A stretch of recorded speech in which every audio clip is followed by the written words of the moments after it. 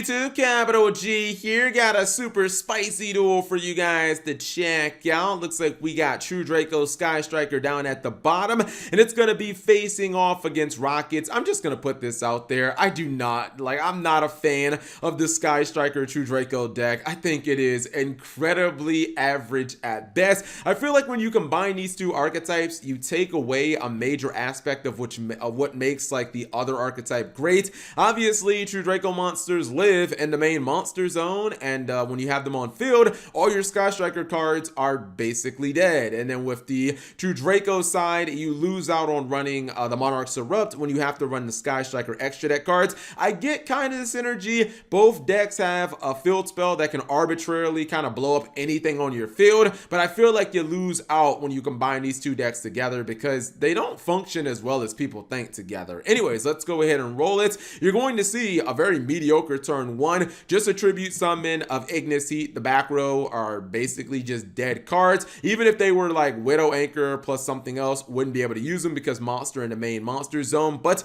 it's a copy of Spellbook of Knowledge that's dead because this guy's a worm, not a spellcaster. And then, you know, the Hornet drones can't be used at all. I was thinking maybe Hornet drones into like Kagari, get Hornet drones back. I thought maybe that would be the play, but I don't even know if that's worth it, and maybe that's why the player didn't opt to go for that play. Luckily, Rockets are not going to open much better.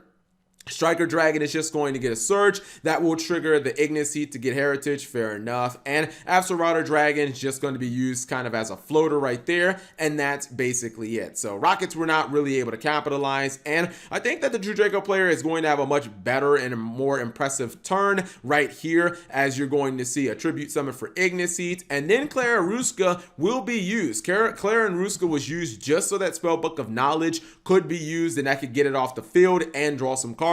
Now the Sky Striker side is going to pretty much take over. He still does have the Hornet Drone, so that's at least one way of getting into some of the Sky Striker cards. Going to pop the Area Zero with their own True Draco card, and that will get a search for Mobilizing Gauge. Why was I blanking on that for a second? Let's see if they have any good defensive cards. No, not really. Still no Widow Anchor. That's unfortunate, but at worst you have Hornet Drones that can block an attack, and that can turn into a Kaina, and that can also stop an attacking monster. So we'll see what's going to happen here. True King's Return is going to have a monster. Whoa, that was weird. Hold on. So the player activates True King's Return, and how do they respond? They respond with Called by the Grave to take out Ray. What?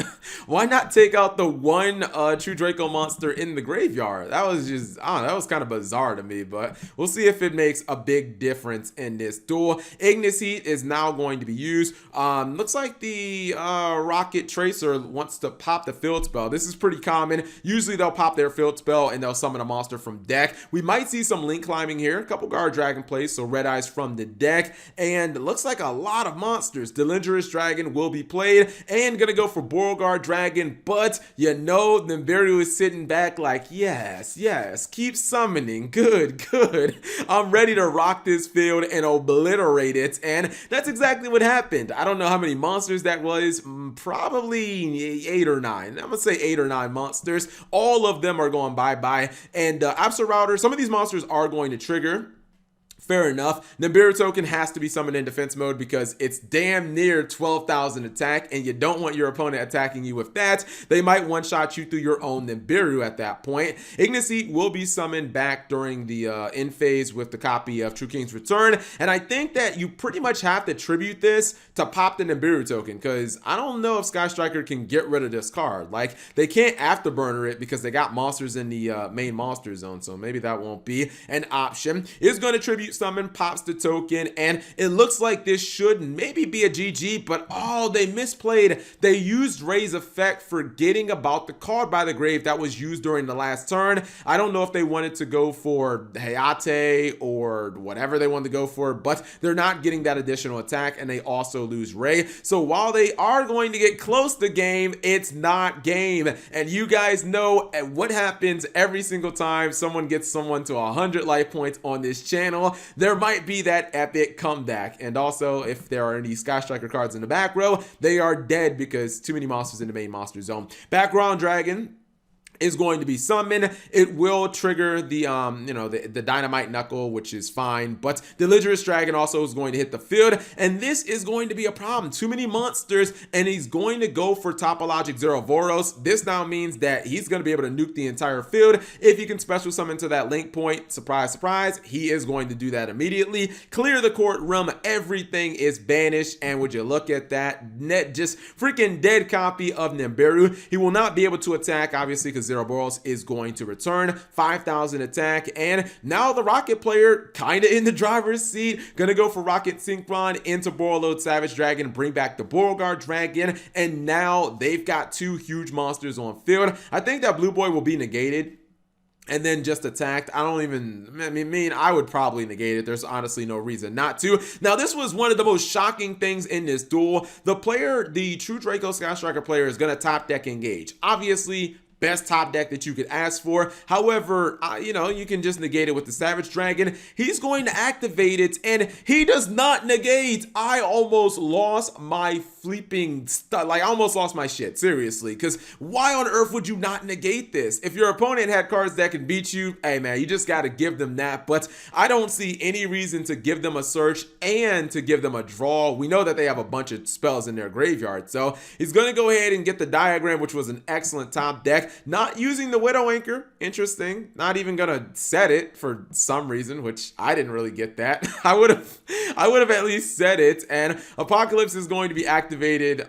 Savage Dragon's just gonna negate that, and that is the end of that duel. Why would you not even set the Widow Anchor? Like, that doesn't really make any sense to me. Let alone why you even let the opponent resolve the engage. I was shocked that they let them resolve the engage. I mean, giving your opponent two draws or giving your opponent a draw and a search when you're only at 100 life points, seriously, that can end up being the thing that wins them the duel, especially because they could easily at that point, they could easily just bait out your negation with either Widow Anchor or Afterburner. Like, either one of those cards forces your negation, then they can use whatever card they draw on to potentially win the game. I mean, I don't know how likely it is that the other card will be a win condition, but you don't want to give your opponent the opportunity. Actually, no, it could be very likely, because if they get the Ray just goes for Hayate, and then they just attack directly for game. So yeah, that would have been really bad. They had already used Hornet Drones because that was banished, but still, if they would have had access to Ray or reinforcements of the army, something that gets the Ray, that could have been really, really bad. Anyways, hopefully you guys enjoyed that short duel that was full of misplays on both sides.